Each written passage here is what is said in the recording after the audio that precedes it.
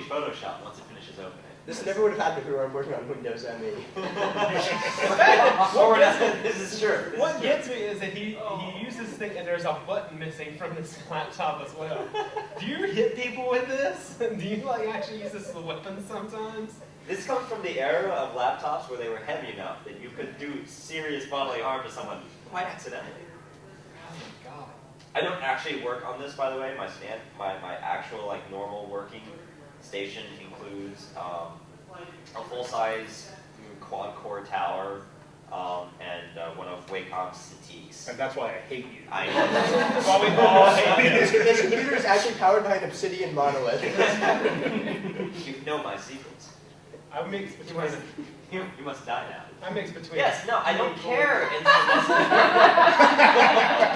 I told you about the board. It's the board.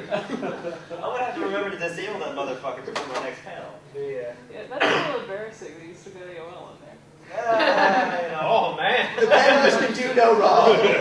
That's just raw. She's calling you out. No.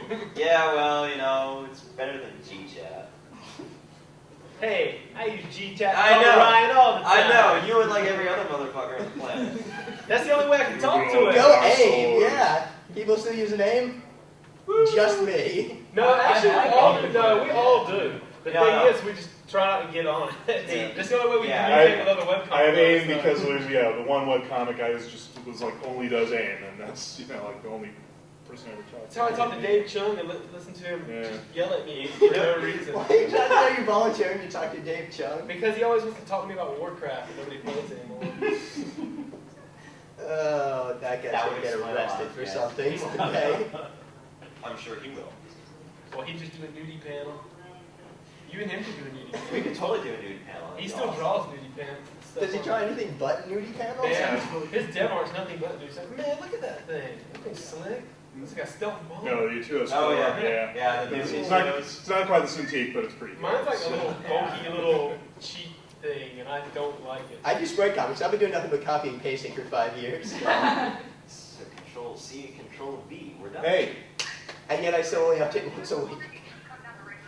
I'm lazy. Okay, I'm on a panel. It's okay. I think we can spare you. Okay, bye. Hey, it might be Judge Williams. Yeah, it's a conjure, but I'm on a panel. Oh, well, all right then. So the first thing we're gonna teach you is not to use outdated software when doing Photoshop. I promise. Well, it doesn't. It works Are quite we well. teaching him how to use like CS1? This is CS2. CS2 is the best one, by the way. Which I haven't used anything beyond CS2, but you know, I don't think they've been like in some of the new stuff that they're introducing with CS. What is it? 5? It's 5 now. Like still the use content-aware fill. Like that's just fucking magic. Yeah. Magic and more magic. But that's only a couple of those little features are really the only things that change. I mean, in terms of comic workflow, CS 90% of the tools 2 is fine. I use 3, but 2 is just 2 is beautiful. You know, honestly, like all of the tools that I use for comic work, I think are originals. The very first Photoshop. Like I don't think they've changed. I used to use 7 for a long time, and that's I still did, really good. And I use 6. If I'm at work and I have if I have downtime. By the way, I work for a graphic design company that uses Photoshop 6. That's awesome. We have everything else is updated, but Photoshop 6. But I do that sometimes, and I still get by. It just brush sizing is the worst because 6 doesn't have. That is the one thing that is really nice about the newer ones is that the zoom is like totally smooth no matter where you are. You know, it always looks good. If you got a good video card. I saw that. That's all. What do you do when you're doing graphic work without a good video card? I'm just saying. If you do something, you can adjust it to any size. Adjust the pixelation. So if you're doing like a less advanced like thing, you just try to like adjust the size to anything but like 200, 300%. The pixels end up real like out of sync and that kind of stuff. But with Photoshop, you can adjust like any size you want, and it'll auto adjust for it to make it look still to keep the quality. Yeah, and that's a fucking nice pen. Yeah. So it's got like a zillion. Mine's everything about mine. Got like all kinds of nibs. So, I mean, let's try to rein this into something like a panel then, I guess. What aspects are you interested in terms of creation? Yeah, seriously, mop those boots up. I mean, presumably all of you at least have some experience with Photoshop, so I guess what would you like to learn about? Mostly workflow, because I know a lot of the basics, and I'm just not sure I'm doing it efficiently. Okay. You know what I'm saying? Well, with like with everything, workflow comes, I find anyway, a lot from practice and figuring out what order things work best in for you. Like, and I find that if you can batch a lot of tasks, it helps. Like personally, I go through and I mean, there's a lot of ways that you can go through things in coloring. You can color the entirety of one panel at a time. You can go through and do all of your flatting at once, and then do all of your highlights, and then do all of your shadows for the entire page. Or you can break it down to whatever sequence works best for you that way, and that can save you a bit of time depending on how how your mindset works. The best trick, really, though, to workflow is to turn off everything else. Shut down Instant Messenger. If you can, disconnect your internet connection, even. So you don't get, you don't drift away from actually doing art and instead browsing the web. It's like, oh look, I got to a stopping point. I'm gonna go check my email. I'm gonna go browse DeviantArt now. 3 hours later. Oh right, I should finish that comic. I guess, I do that. Like, I'll turn off all that stuff, but I'll boot up like Hulu. Oh yeah. Because I'll just on the other screen. Seriously. Something important happening. How did I get that text effect? This wasn't from the con, so. Oh, all right. Like, where did you download that? That's a buddy, my brother-in-law. Anyway, so yes, this looks to be part of a page. Like, I watch Hulu when I do it because it just seems to. I seem to work faster. Hiding myself. I know what I did here. Okay, cool. This will be interesting. Yeah. All right. This will work. Oh, that's good. Yeah. Okay. So. Easy page. All right. It's still doing a little bit of thinking, so keep talking. Yeah. I just use. I watch Hulu, split screen it, and sometimes I'll have to even Hulu will get sacrificed as I use 2 screens sometimes to open a new window so I can kind of preview what I'm doing while I'm zoomed in on it. So a lot of times I'm just listening to a show or something, but for some odd reason it has a weird effect on me where I just get work done a lot faster that way. It's weird. A little bit of white noise in the background. Yeah, exactly. Just get you going. Yeah. Does everybody have to work completely digital, or is anybody still doing like drawings and bringing it in? Oh no, I do That's that. what I do. I hand draw every single Sprite comic. But you know what? That would make the most amazing sprite comic ever if it was done with acrylics.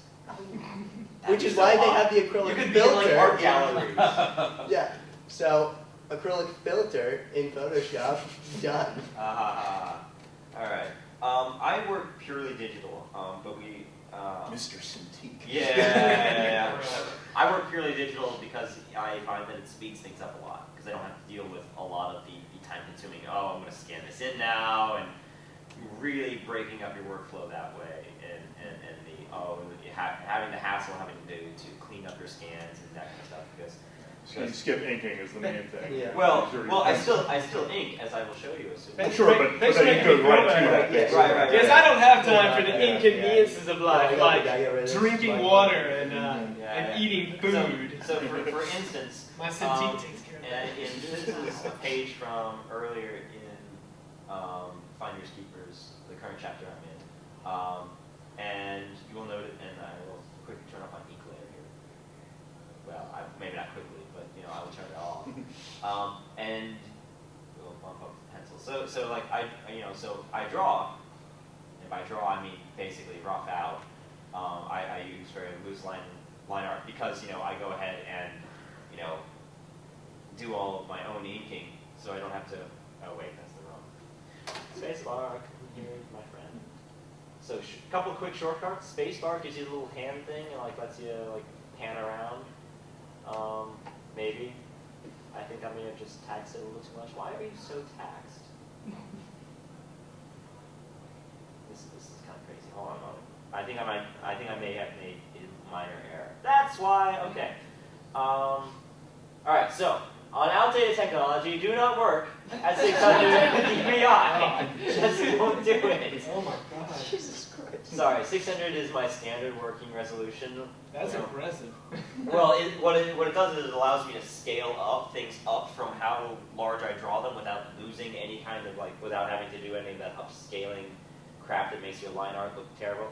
So this is, I made the mistake and opened the wrong file. So yeah, you work in traditional. I do the same thing. What I actually do is I sort of do like a rough page layout with just the boxes, print those out on a color printer as basically a faint red line, and draw on that basically. And I scan that at 600 dpi, so when I bring it back into my 600 dpi digital original, they just drop right in without scaling. Yeah. I find personally, I don't go 600 dpi. I think 300 is my usual limit. 600 is definitely, if you want to be like that, you guys should be totally anal about it. I'm not saying that that's a bad thing at all. I mean, you're not the first.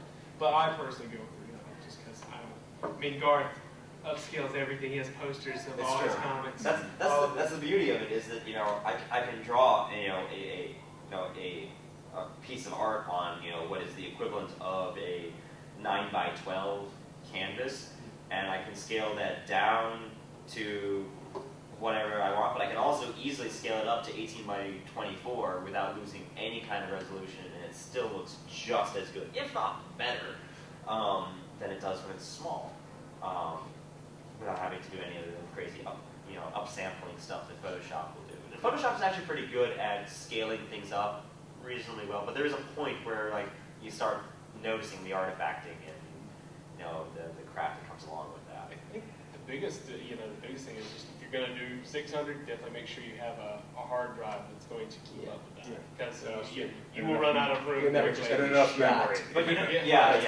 memory is actually more important than the hard drive space. Hard drives are stupid cheap. You get 2 terabytes. But even with low resolution, I still keep Well, everything on an external. Well, I mean, I got a terabyte hard drive that I keep all the comics on. That's what I'm saying. Right. Just keep a nice home base there for everything. Yes, definitely. But the memory, yes, that's a good point. Something I've struggled with is I originally started doing my word balloons in Photoshop, and then I drew everything by hand. And I found the contrast of this really sharp word balloon, it really stuck out to the point where I didn't like it, and I started actually drawing word balloons on my original art, and then having to fill the, Right. And sometimes you have to make creative, editing decisions, because you're like, damn, I didn't make the word balloon big enough. How can I reword that to make it fit? That's exactly how I do it. But I struggled with the whole, I would do the ellipses, and it just always looked wonky next to imperfect lines. Well, that is of course a stylistic choice there. But since I'm not digital inking, my lines aren't really crisp. Right. You could try to, I guess, no. You could do, say, I do my layouts in Illustrator, and I work with a writer, so I have the advantage of having all the dialogue in front. So since I plan everything out, I know how big the word balloons are going to be. Yes. And get your dialogue first. Yes, so that really helps that part of it. But in Illustrator, you do have the option of doing, somewhat more, wrinkly or sketchy-looking lines for the same strokes. So you could try something like that. You can also just futz around with some layers and change some of the properties. Try to get I guess, crappier-looking lines for. Now, I get worse. I believe in you. To call upon the powers, Ryan, what do you do? I know because I know you draw yours. Oh, with the word balloons? Yeah. Yeah, I just straight up draw them on the original art. I mean, I have a panel on that later, but I opt a lot of more traditional styles. So a lot of times, my finished product is mostly what I draw by hand. But yeah, I do the word balloons by hand, just for the same reason it stays consistent with the line art. I'm one of those guys that it's all kind of got to look like it belongs. So. And I'll have the dialogue written, and I'll look at it going, it should be about that big. Yeah, we all say that, and then it's no, that's takes up half the day. Eventually you get a feel for it. You get a feel for it. I personally just feel that eventually you just get a feel for it. And it's just something there's not really a good trick to it. It just comes with time. Knowing how you draw, the way you're writing, you can usually get a very good sense of just how big it's going to be with time.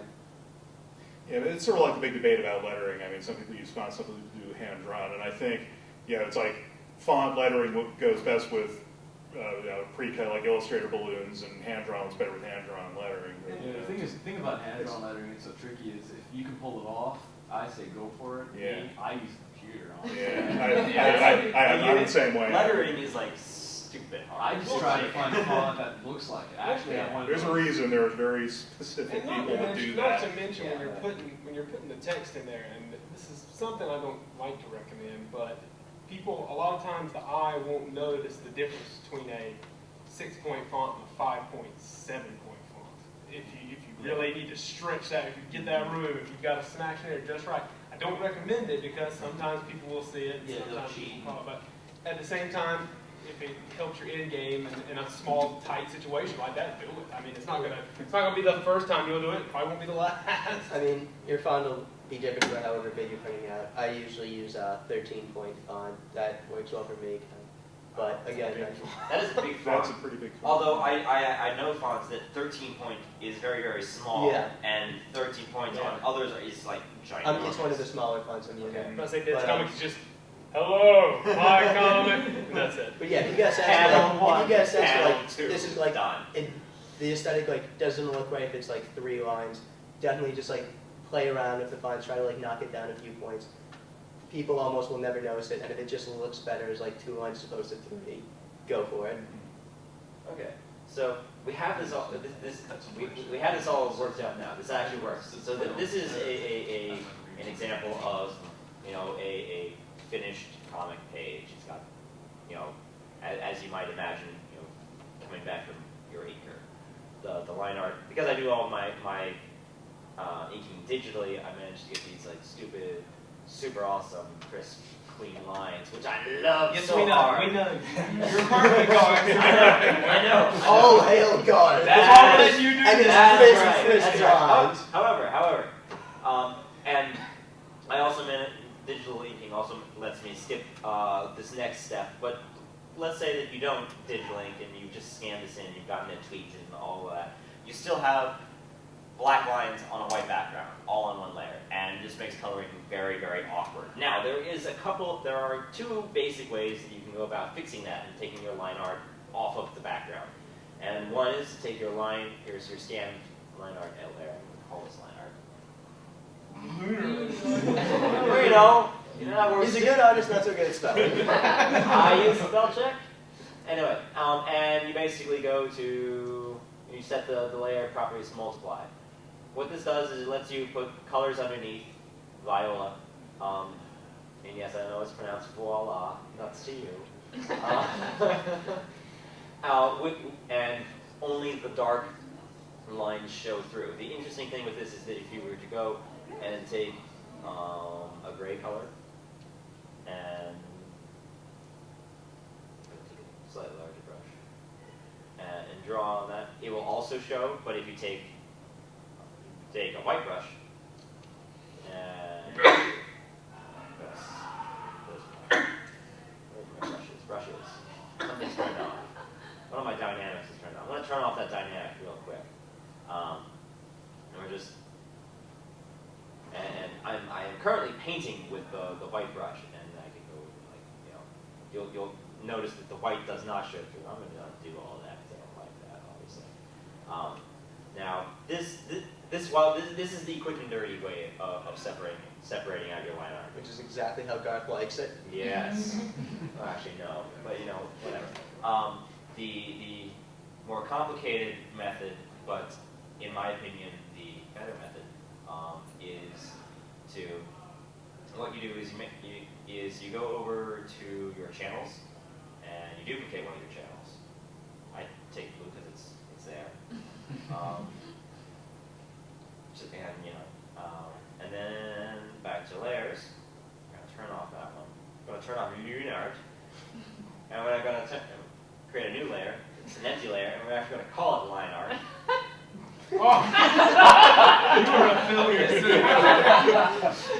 Scrabble is the one panel Garth isn't running this con. The Sesame Street panel is going to be at You all suck. Alright, you go to load selection. And select that blue copy and hit invert. this will load basically all of your line art. You go, you take your little ink bucket tool, nice black color, and you go, fill.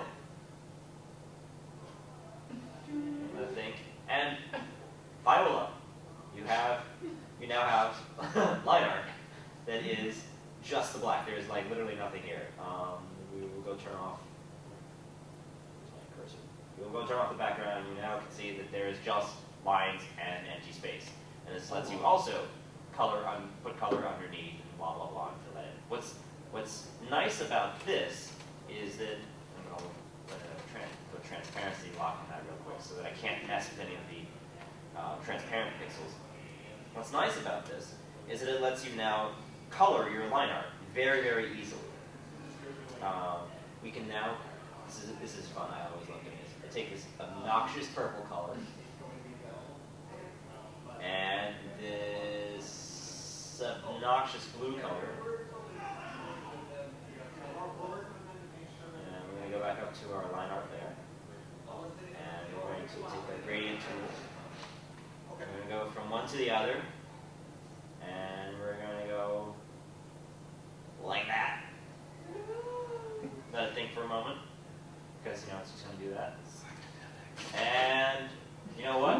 We have now created some Final Fantasy art. These random zippers in there. Yes. There needs to be more zippers, but you know you get the idea. But you know, in all seriousness, you can now go in and you can color your line art, and this is a process known as knockout in the industry. Don't ask me why it's called knockout, but it is.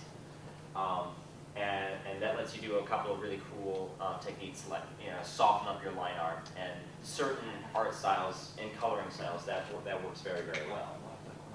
So something to keep in mind. Without taking that regard, stealing from you, there are other ways you can do that as well. There's 100 different ways. Oh, I think we've all learned something. What? Yeah, I actually do the exact same thing, only completely different. You don't make Final Fantasy art? That's one of the amazing things with Photoshop is that there are like 101 ways to do the exact same thing.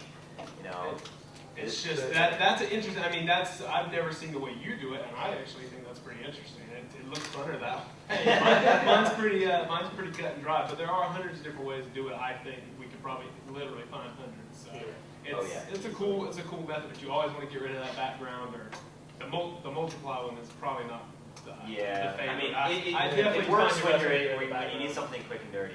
Yeah, the quick and dirty stuff's definitely good with the multiply tool, but I noticed when I used to use multiply when I used to do my art, and actually the colors can intersect and bleed into each other. And that's if you don't have like the magic wand is your friend. Yeah. Yeah. Here's an entirely different way of doing things, which is actually an interesting trick that actually Jamie Noguchi turned me on to fairly recently. What I do is, once you got, say, the ink line or like he's got, could you like zoom in really close on one of your lines to show any of the aliasing? But the problem you get with this, if you're trying to maybe do quick fills on this, is of course you've got nice, smooth, anti-alias lines, which is great for your final piece. But if you say want to use the paint bucket to lay in your flats, you'll see that it'll like fill like almost up to the line and not all the way up to it. Here, let's grab a random color demonstration. Hopefully this is a closed thing. Yeah. Let's hope. But you'll see a white. Wait, let me turn off the blocks. Yeah. Oh, hey, that does work. All right. Yeah, you see you've got a bit of a white fringe there, right? Which is not what you want. So what I will do is I would make a copy of this layer. Separately, apply a threshold on it, just like 50-50, so you get basically a straight black and white file. So then, for the most part, you can just pick out your colors, just go click, click, click, click, click, click, click really fast. Now, there's a filter by someone called Bpelt, I don't know what his real name is, called Flatten. And what that will basically do is it will seek out, sort of like search and destroy all the black lines and basically squish the neighboring colors together to fill in the lines so that they touch. So then you turn that to multiply, and you've got like a perfect, set of a perfect layer with solid one-bit joined colors with that, and then you have your line art is untouched next to that. So then as you make changes, if you say use a limited palette, you can like do magic wand selection with contiguous turned off, and you can like select everything that's that color and make big changes real easy. So. That's the that filter is a godsend, and it's totally free. Look it up on Google. Yeah. I'm sure that would save me a lot of time. You can also do coloring in Illustrator if you really have that sort of energy. I mean, and it's you don't have that same problem with Illustrator because you're working with vectors, but I promise you but then you would do it. And it's easiest if you've already drawn it in Illustrator, and that's sort of a different animal entirely. That's what I'm saying. It's just definitely some I'm not that guy either. Yeah. I think Stephen. Go with this panel. Napierski? Yeah, I think you probably. Is it Napierski? Napierski. Okay, whatever. Yeah. I always call him Stephen. Steven. Hello, Steven. Yeah. I mean, I'm kind of, I don't know. I'm slow and stupid, and I don't deal with a lot of this newfangled technology crap. We noticed. I take myself shut up. I take myself a good old-fashioned polygon lasso tool, and I go and I make fucking selections. The cool thing is, though, Windows logo on his computer is a hologram. No, the tablet, that's a lot easier too. Yeah, and so I go through and I select all the nonsense that I want to be. This works particularly well for a lot of, I mean, I kind of have to do stuff for my artwork a lot anyway, because you'll notice that not all of my lines actually close. Yeah. And so if you don't have a closed line, the paint bucket's just going to fill the entire front anyway. So. And I'm the same way with my line art. So even with I use the paint bucket thing, I'm doing a lot of hide and seek. You know, where's the hole? And I promise, when you do a whole thing like this and then you accidentally double tap, you will hate yourself. Yes. Many a laptop has been lost in that. Because I've double tapped so many times that one time I literally closed out the whole thing. I was almost done. I closed it all. I didn't save it. And I left the room. I was so upset because it did it like 5 times in a row. I mean, if there's a basic Photoshop function, they ought to change. Yeah, that would be it. That, you know, it's like triple tap to close it. Seriously, something. Maybe a voice command. Or if it's if you move less than 2 pixels and double click, that doesn't count. Yeah, it has to be in the exact same space. You know. Anyway, so I go through and I mean it actually goes faster than you think. I mean, right now it's kind of slow. It doesn't feel as fast. It doesn't really, but once you get used to it. Yeah, you get used to it. You do it a lot. I normally do this much faster, but I'm kind of out of practice using a tablet. Yeah, we know you use this. Yeah. We know. Sorry. But anyway, so basically I go through and color fill all the way fucking into the entire thing, and thankfully for demonstration purposes, I've already done it. Bam! And you get something like that. It's really awesome. How did you do that? I know, amazing. And so you will get these base block colors. This is the lineup. This is how Matt Hall was created. Yes, actually. And if you're Ian, you just go, you know what? That's good. And you keep doing that for a little while, and then you're like, all right, I'm done. The behind paint mode is also a big friend for this kind of work too, because it'll ignore everything you painted before. Yeah. Now, and of course, once I have this done, the very first thing I do is I duplicate that layer, and then I lock the original. I lock it down hard, and I don't let anything touch it ever.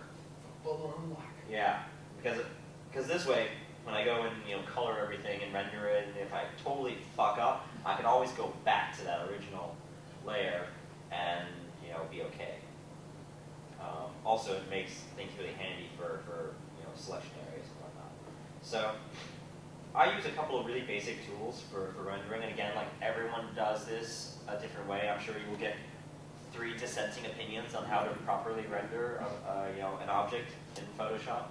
But basically what I do is I take my regular polygon lasso tool, my regular lasso tool as opposed to the polygon. I used to work with the polygon when I still worked with a mouse and stuff, but I've kind of gotten away from that because it's faster now. And what I do is I just go through and make some selections where I think highlights should go. And in this instance, I've done a little bit of overlap, so I'm going to take my magic wand tool and I'm going to quickly unselect a couple of things that I don't really want to mess around with. And we'll go back in and clean up this one little tidbit right there under her eye. So great. So now I have a selection. This is basically going to be a highlighted feature. And we will go to gradient tool, and I'm going to choose All right, you're not actually going to show me all that part of the screen. All right, fine. I'm going to choose this light red-orange color right here. This is a color I normally use to highlight skin tones. It just gives a nice warm kind of color feel to it.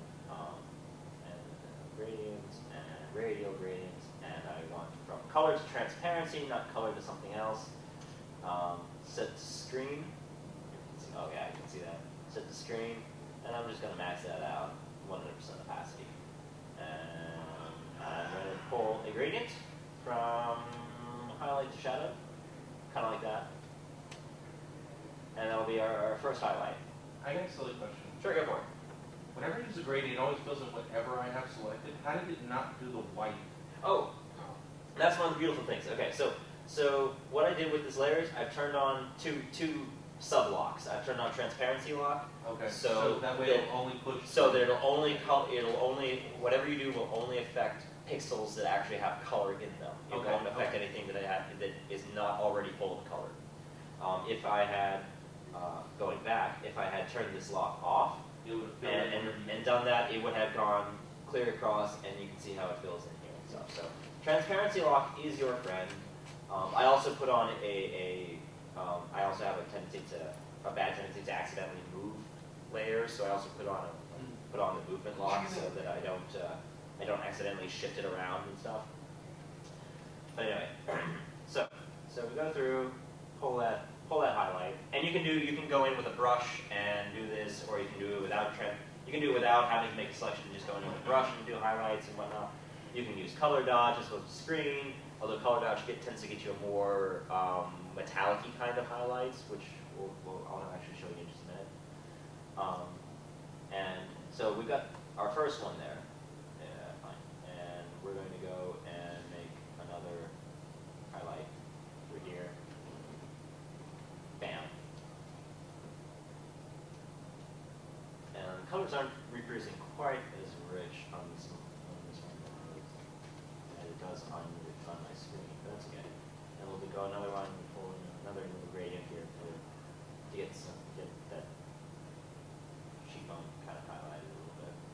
You can't really see it. But anyway, so you build up your highlights as much as you want. And then I will frequently go back in the reverse, and since we're only really dealing with her face at the moment, cut out this portion. And I've got a couple of this blue-gray color I like to use for shadows. I feel it works very well.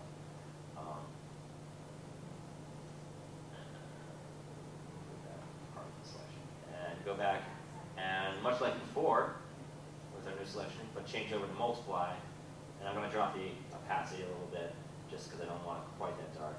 50% tends to work pretty well. Then we'll pull that in, get that shadow right there. And then we can go in a little further and pull in a little shadow under her eye right there, like so.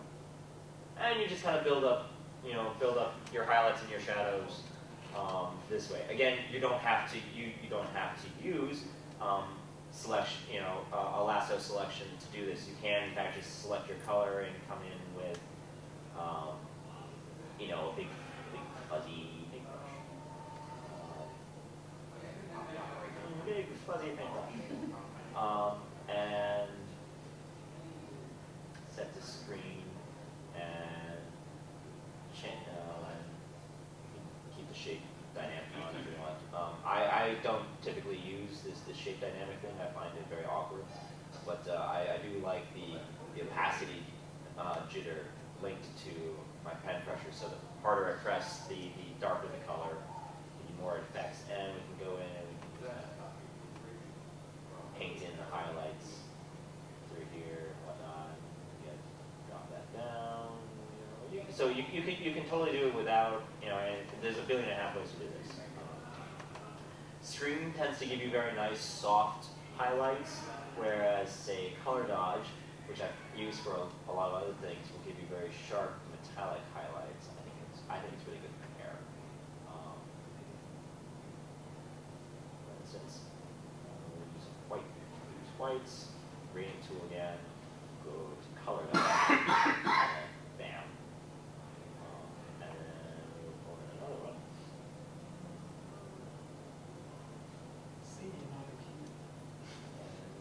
Do it again. And you can kind of see how that's a much sharper, brighter highlight than the screen. We will for a direct comparison. We'll come back here and do this next part right here, using just the screen. And of course, what the other thing that's interesting with screen is that it highlights using the color you select.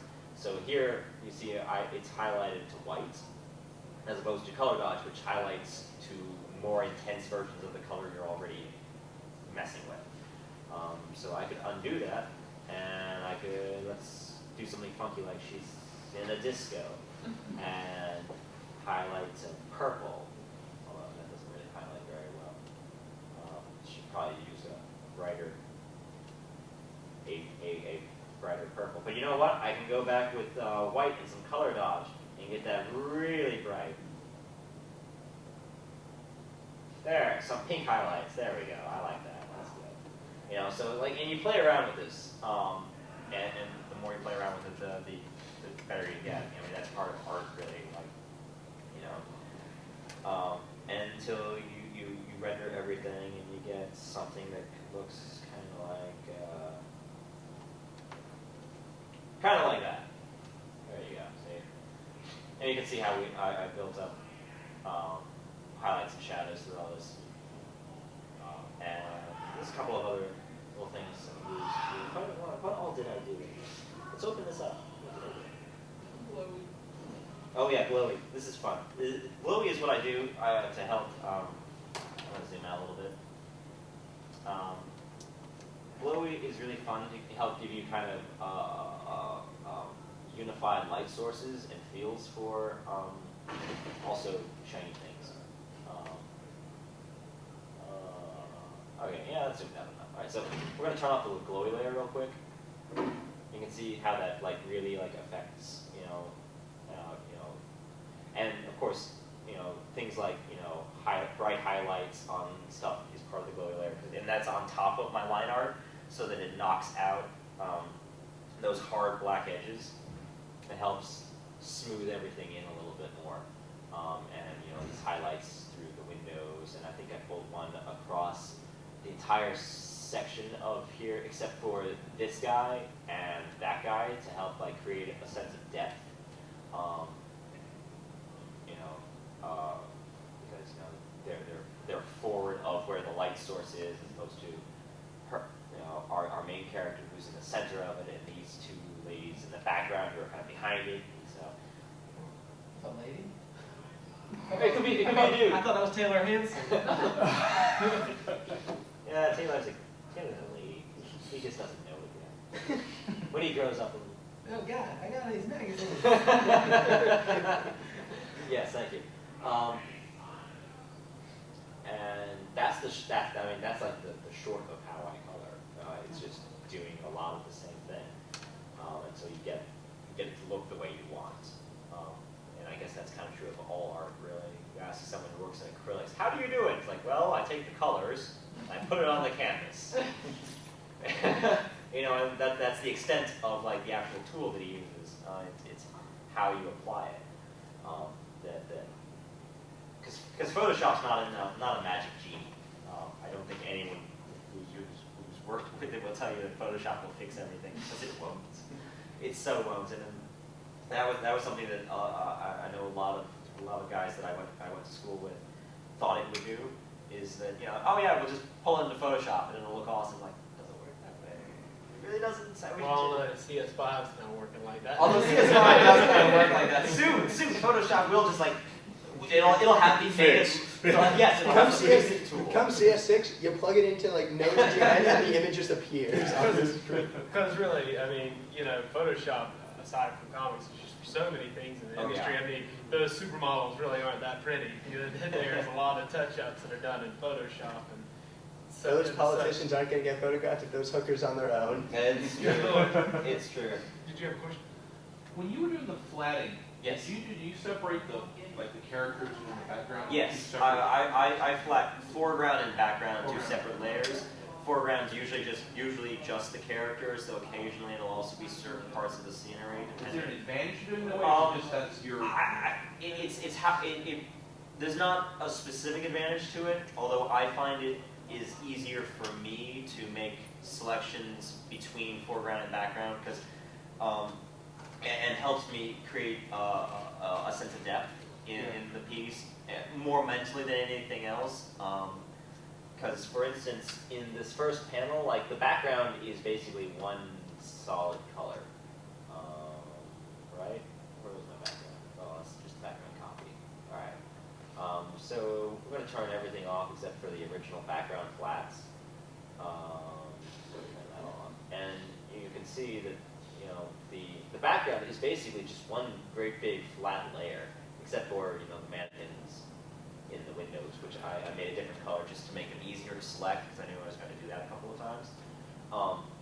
And by doing that, after I've rendered all the characters, I can go into the background and I can just like make broad selections. I can select the entire space, and then deselect the window really quick without having to worry about getting in the way of any of the foreground here. And I can apply highlights to the entire shop scene, and it's more of for me, it works better organizational wise. There's not a specific advantage to it artistically. I find that the fewer layers you can work in, the better, generally speaking, because otherwise you run the very real risk of being a layer whore. And I know because I've been there. I use about layers. Yeah. I mean, there are a lot. You can do a lot of really cool things with layers. Like you can have a layer of color, and then on top of that, a layer set to color dodge or multiply, and then painted that, and that changes the colors below it. So you never, ever actually touch your base color stuff. And I know I used to do a lot of work like that, but then I found myself with Photoshop files that had like 80 layers in it, and I was like, this is insane. And I found that I can get the same effect much faster by having fewer layers and directly affecting whatever layer I'm working in. And it also helps me get out of the mindset of, oh, I can just go back and fix that, which is actually even better for getting shit done.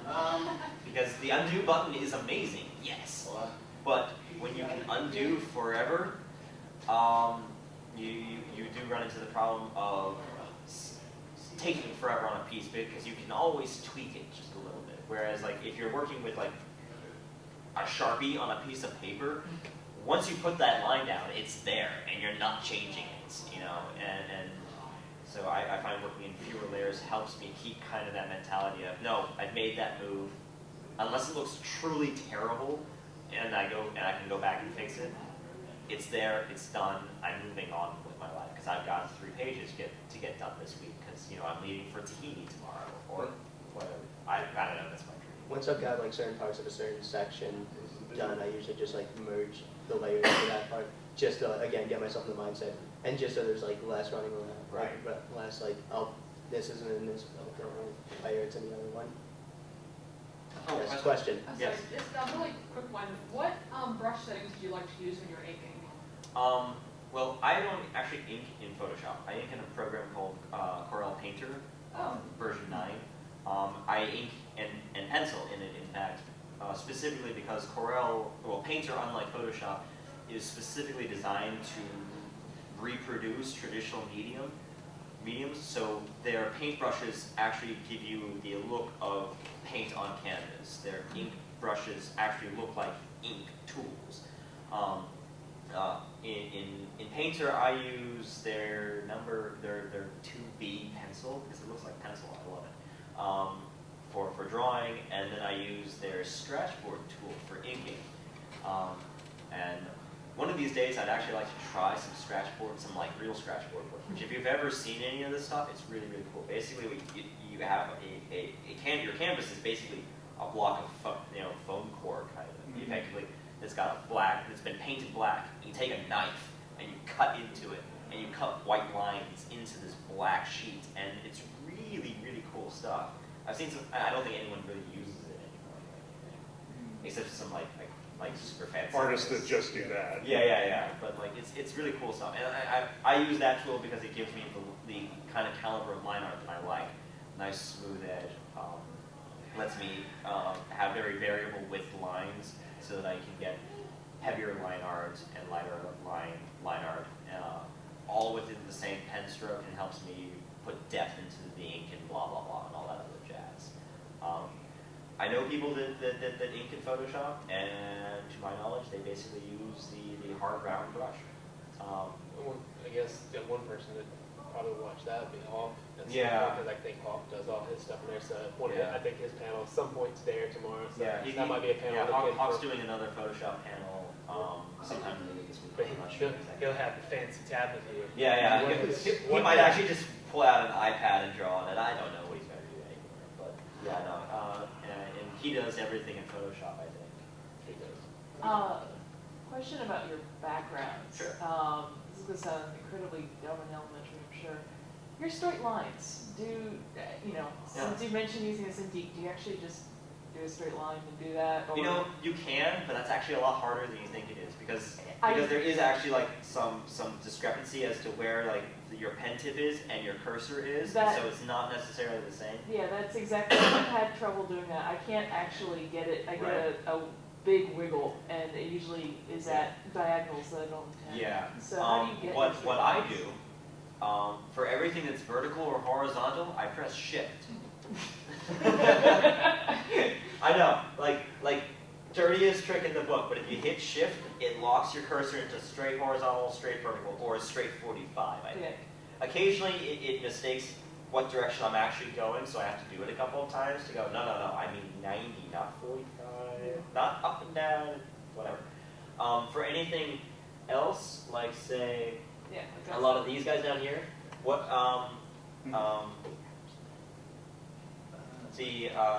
Corel has a straight line tool. You have a freeform brush, and then you have I'm going to lock it into straight lines, and you go click, click, and it's a straight line. It's really quite awesome.